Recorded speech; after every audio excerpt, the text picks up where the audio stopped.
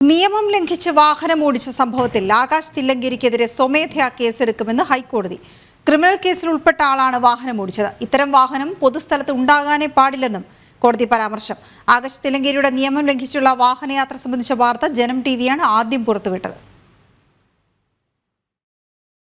Number plate ഇല്ലാതെയും seat belt ധരിക്കാതെയും നിയമം ലംഘിച്ചുകൊണ്ടുള്ള ആകാശ് തില്ലങ്കേരി നടത്തിയ ജീപ്പ് യാത്രയുടെ റീൽസ് അടക്കം പരിശോധിച്ചാണ് ഇക്കാര്യത്തിൽ കർശന നടപടിയെടുക്കുവാനുള്ള ഹൈക്കോടതിയുടെ തീരുമാനം. ആകാശ് തില്ലങ്കേരിക്കെതിരെയും വടകരയിൽ സീബ്ര ലൈൻ മുറിച്ചു കടന്ന കുട്ടികളെ ബസ്സിടിച്ച സംഭവത്തിലും സ്വമേധയാ കേസെടുക്കുമെന്നും ഹൈക്കോടതി ഡിവിഷൻ ബെഞ്ച് പറഞ്ഞു. കൂടാതെ രൂപമാറ്റം വരുത്തിയ വാഹനങ്ങൾക്കെതിരെ കർശന നടപടി സ്വീകരിക്കണം. എന്തും ചെയ്യാനുള്ള ലൈസൻസ് അല്ല വ്ളോഗിംഗ്. നിയമലംഘന വാഹനയാത്രകളുടെ ദൃശ്യങ്ങൾ പ്രചരിപ്പിക്കുന്നതും കുറ്റകരമാണ്.